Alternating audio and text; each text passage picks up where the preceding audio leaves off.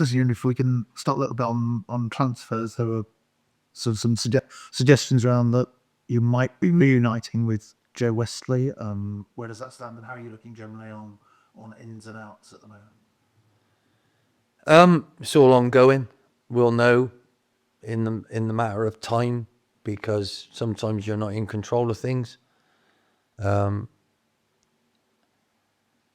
I'd rather not talk about somebody who's not ours at the moment. So there's all sorts of speculation about all sorts of people. But really, it'll either happen or it won't. And I don't know the answer to that yet. Is another forward an important area for you if possible? I stack and rack my forwards. Always have, always will. And if something comes available that I like, then I try and get it.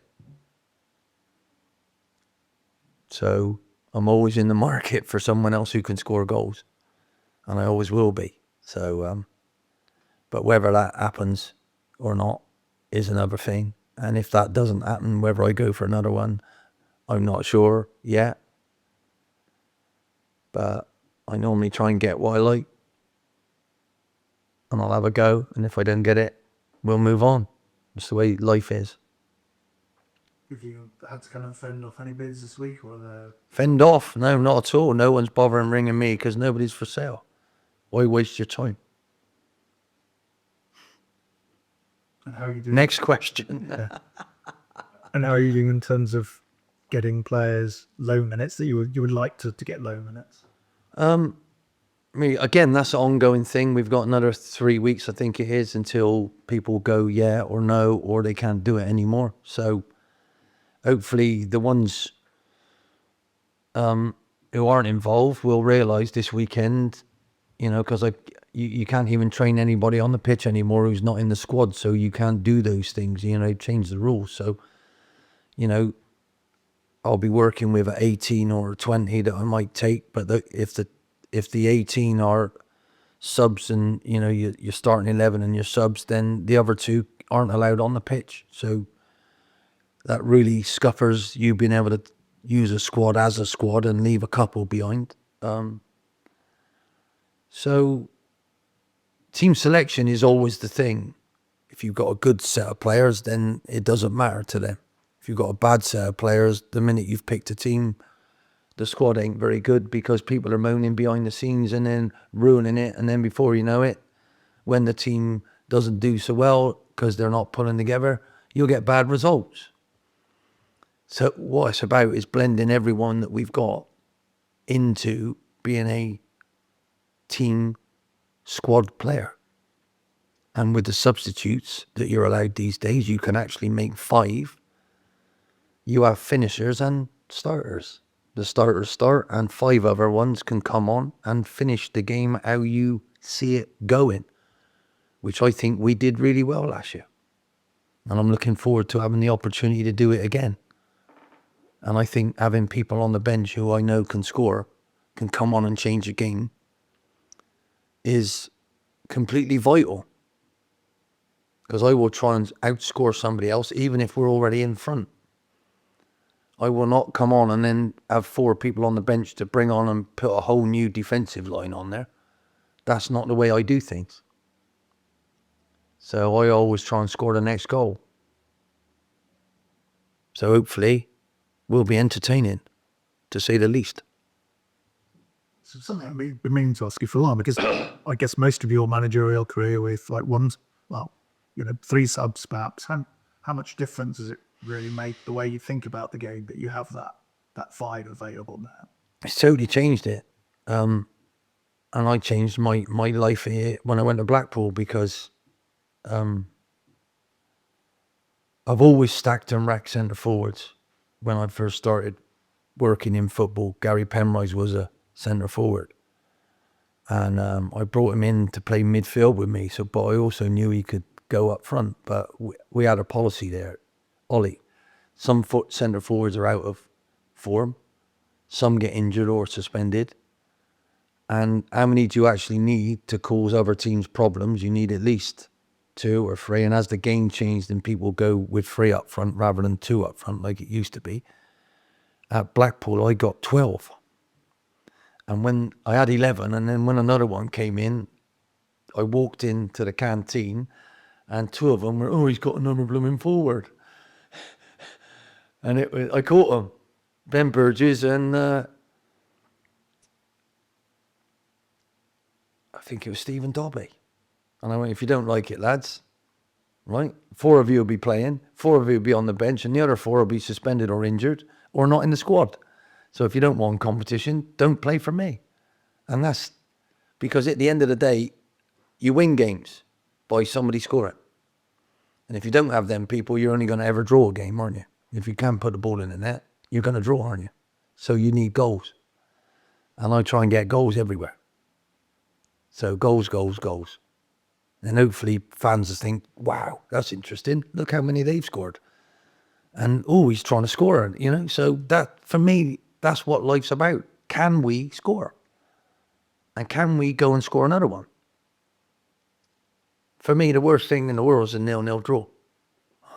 Boring. So I'm going to always try and score goals. So stack them and rack them.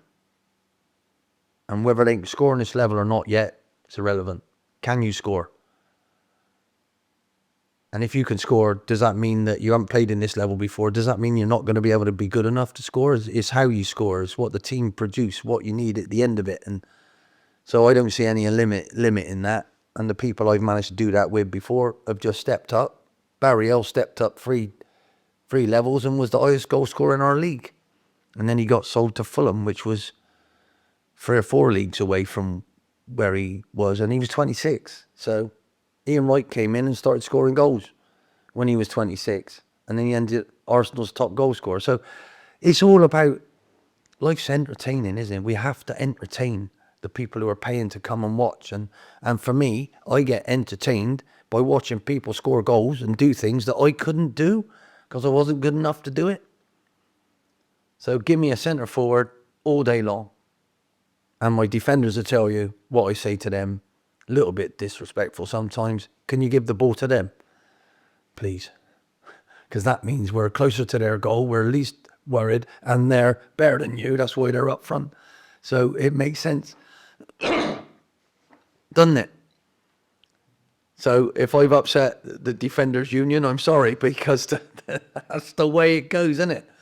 You know what I mean? Get out there. And the game has changed because goalies have to be really good with the ball. Normally a goalie was a big bloke who wasn't very good with the ball and you chuck him in goal and then he'd learn how to be a goalie. Well, now you have to be really good with your feet to do all of this new stuff. So it's an amazing, wonderful world when you live in the football world.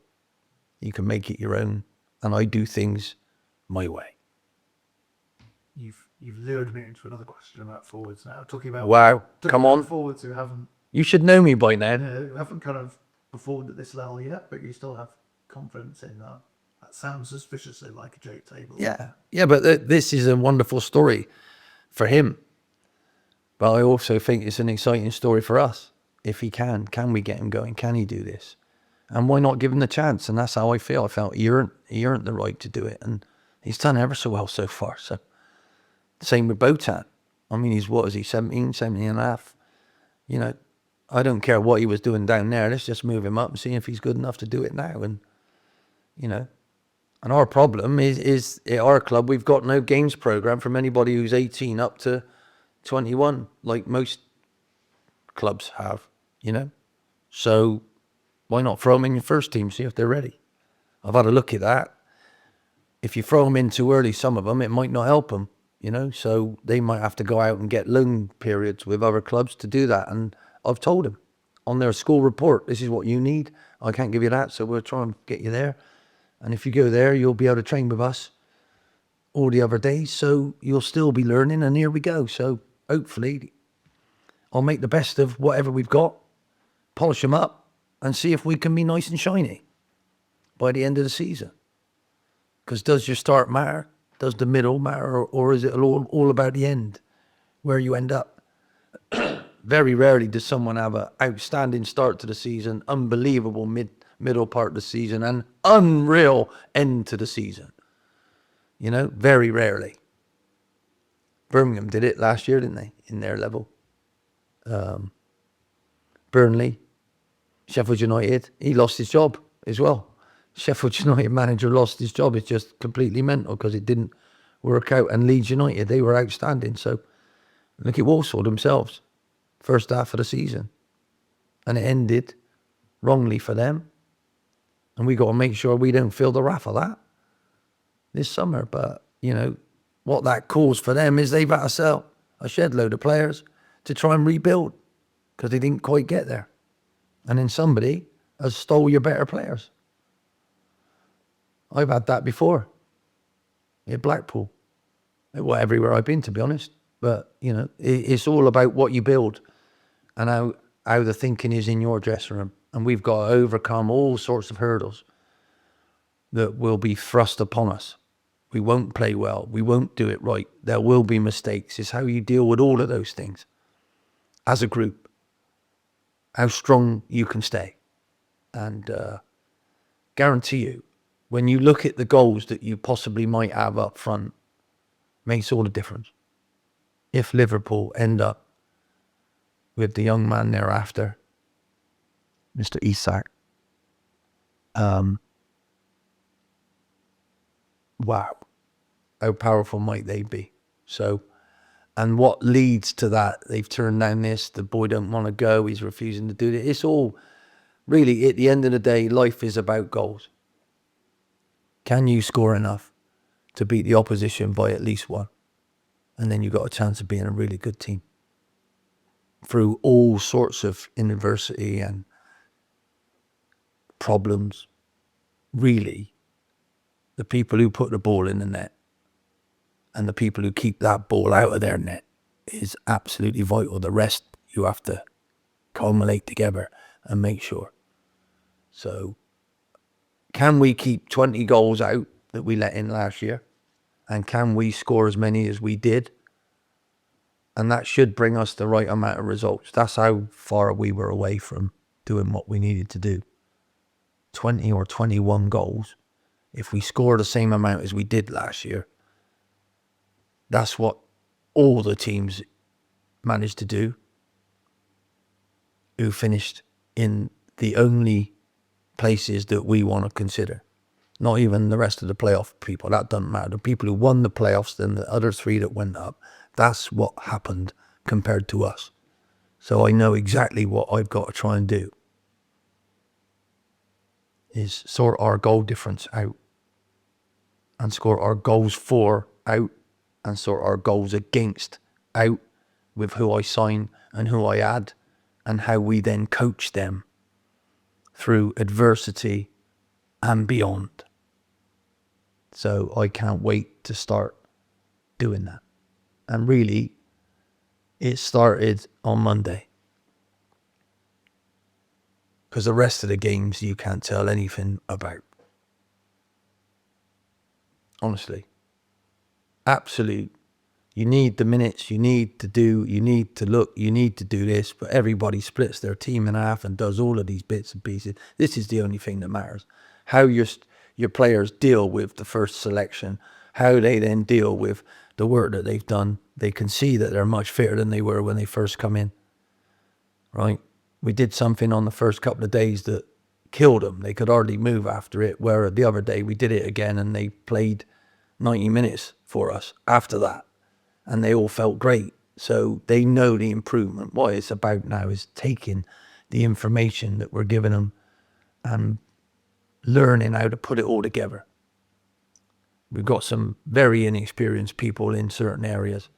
I think they're very, very good players. And I need them to start running rather than walking. Do you get what I mean? They need to start at a bit of a trot, and hopefully I believe they're good enough to be able to do that with the help that my senior lads will be able to give them. And some of the ones that might not start, who'll be on the bench, are really, really exciting. And are hungry to actually get out there and go and get us that result. They won't be sulking if you pick them or you don't pick them. You know, so that's what I believe we've got in our midst. Do I know exactly how it's all going to go? No, no one ever does. But I'm ready to go to work with this group and see where we can end up, and that's quite exciting. Whether I add anyone else, whether I don't, I'm still very excited about that because I'm not in control of those situations. And there's a healthy amount of expectation there. And there wouldn't be if you went in a couple of thousand fans to Walsall on Saturday. So do you enjoy having that kind of pressure on you? Are you quite relaxed about that? Or how do you feel about it? I enjoy being where I am. I enjoy the responsibility of having the honour to be able to make decisions and try and get a team worthy of the support that this club has got, and try and grow that fan base back to where it used to be, and try and make them happy. We all deserve to be happy. And everybody who wears a Swindon shirt will be a lot happier if we can get out of this division. But it's about making progress. If I'm being brutally honest, last year Walsall made progress. They might not feel it, but they did. It wasn't quite enough for what they wanted, but for me, they made progress. Take me out after that, but it's about winning at the end of the day. And the laugh is there's only four clubs that can do it. 3 get automatic promotion and the other one goes to Wembley, wins it. And they've achieved the goal this year, which is to try and get out of this division. The rest of everybody else has totally failed, unless you're with a club whose goal is to get up. You've only just done that and you've done well and blah, blah, blah. Bromley have done completely exceptional for the size of their club, and they're growing all the time. So brilliant for Bromley. Well done. You look at Barnet, they're come up again this year. So well done to them. But life, we're Swindon. Where should we be? Do you know what I mean? So I believe we should be a lot higher than this, and I'm going to try and help us get there. Can't guarantee it, but with every sinew that I have in me, I'm going to try and do it. And last one for me, with your kind of experience and knowledge, do you have a rough idea of whether people are ready? You can see a good start with you. Do you never quite know? Nobody ever knows that, do you? Because you're not looking at everybody else's players and their squad and what they're doing, but you look at your group and how they're gelling together. You look at the information they're getting and how quickly they're taking it on, and what you want is quick learners. There's nobody in the world who's going to be perfect, but what you want is someone who takes on the information, takes it the right way. When they get any problems with their own performance, that their attitude is a positive one instead of a negative one, and they encourage themselves and others around them, and then you'll have a chance to be a really progressive, fast learning group. And that's all we need. And I said, like when I came in last year, kept talking to you, very same people, and said that they're better than they're actually doing at the moment. And I believe that they are a lot better than they were actually doing. And in the end, I think they proved that, but they weren't as good as I thought they should have been. And I've been honest about that. So we have no idea what's going to happen yet, because we've got some untried, untested people. But most of them are second loans, if I've got loan players. Jake's a complete gamble, but I believe it's the best trial I've ever seen. So he's earned the right to be here. He's done ever so well in the other games, particularly Reading. Played against Reading's first team. And if Aaron Drinnan wouldn't have got in his way, he would have scored, I think. So Drinns took it off his feet. And I told Jake, get him out of the way. You should have. I thought you... Anyway, it is, so it's all unknown, isn't it? But, the great thing about it is the most consistent clubs normally go up, don't they? They normally do. And what we know, their average age last year, we're 3 years younger than that at the moment. It's 26 it was. We're still only 23, I think it is. So But there you go. As I said, the goals, we know how many we scored, we know how many we let in, and we've got at least change that goal difference by 20, in my opinion. And the facts tell me that as well. So that's our goal. And we started to do that anyway last year.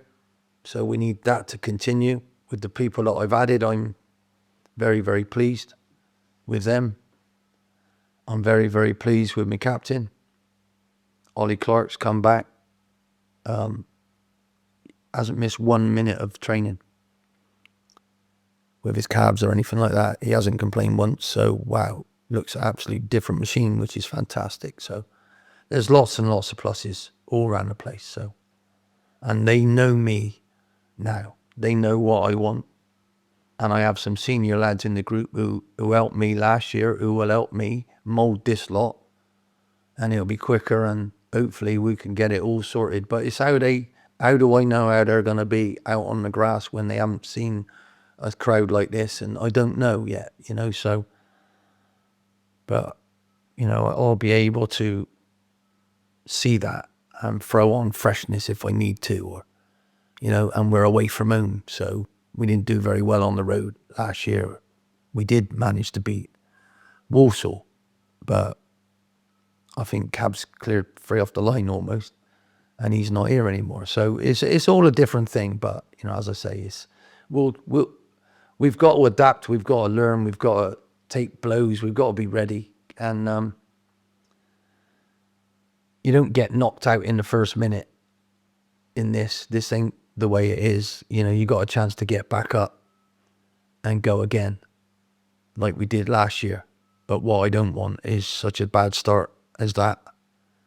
That won't bode well for us at all. So let's see if these lads can start as we mean to go on. Oh, good luck. Has do quite well injury-wise, 3 pre-seasons. How's everyone looking leading into this game?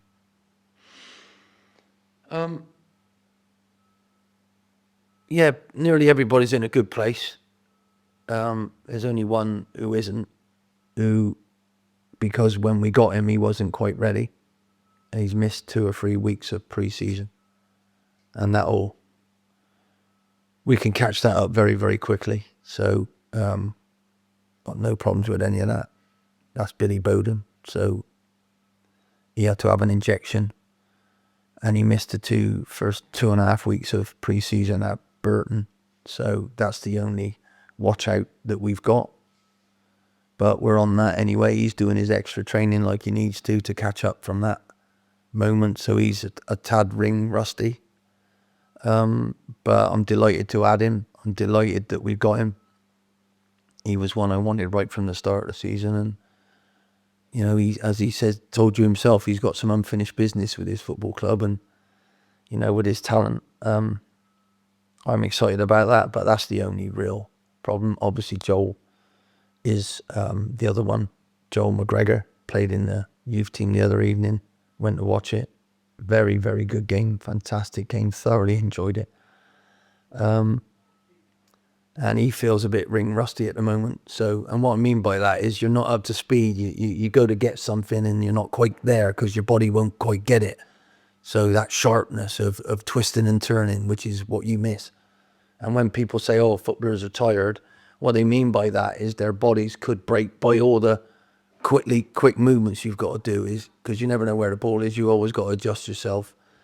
And even to get a shot right or a pass right, you've got to make sure you're in control of your overall body movements, which when you've missed some training and you've not been in it, that's what you miss. There is nothing like playing football with no limit that you can recreate that until you've had enough training time with the squad, with the people in there doing that. And that's what he's missed at the moment. And that's what Joel McGregor's missed. But as I say, touch wood, normally I don't get anybody injured. Normally they're a bit fitter than they were before, and their recovery, basically fitness is about recovering to go and do it again. It's not just the times that you get, it's the your recovery times should lessen, and then you make less mistakes, and so everybody's in a fantastic place. Tom Wilson Brown's the one who came in late pre-season, so is he a little bit behind as well, or is No. he kind of ready to go? Totally ready to go. His handbrake's completely off already. Absolutely delighted to have it. Can't tell you how delighted I am with him. Father Christmas was waiting. Ollie, you wanted some in your back line. No, there you go, mate. There he is. Woohoo. Happy days. Up for the back end of last season as well. Positivity building, and the crowds were kind of rising. You got a lot of early big crats this season as well. Typically going to be at Walsall. So do you feel like harnessing that is going to be quite useful during the early weeks, specifically?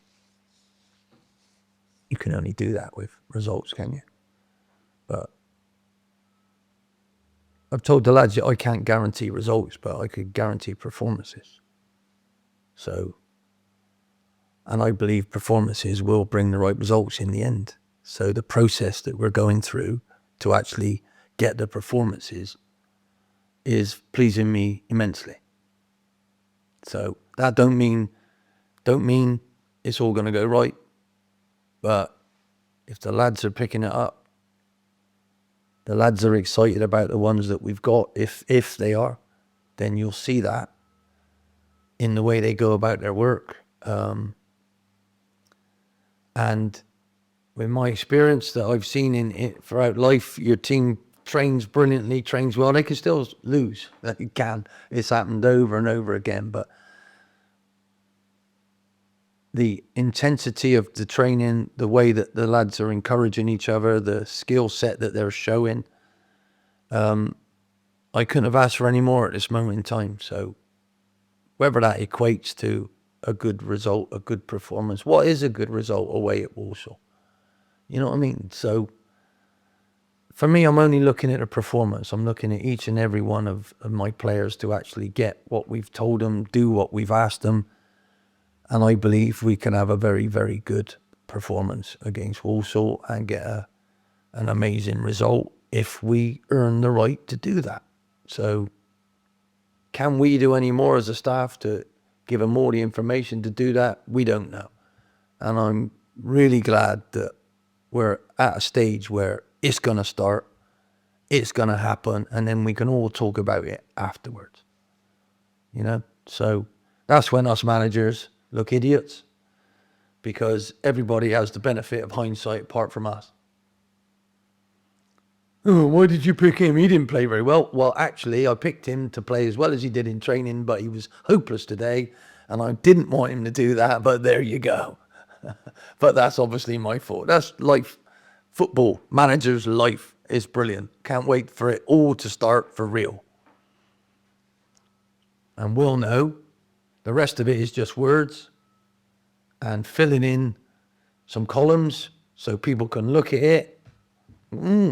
Interesting. What are Swindon doing now then? And then, that was good. So hopefully the bandwagon will roll, because we might have quite an exciting team coming together. So, or it might be that's rubbish, not going there again. I don't know yet. We'll have to wait and see. Lastly, you mentioned a bit before about the kind of age range of your squad, and you mentioned last year about kind of what you like from that. So do you feel like you've got the right balance in terms of senior and younger and mid-range players? The end of last season was almost perfect with the squad that we had. With the changes, we're a little bit younger. Might sound weird with the older ones that we've got as well, but the overall balance is a little bit younger, because in one category, some of them needed to be in the next category, But I think that's just the structure of our club, the way it is. But the ones I start with and I use are really not far off of what I always do. So, yeah, we're heading towards how I normally run a football club, if I'm being brutally honest.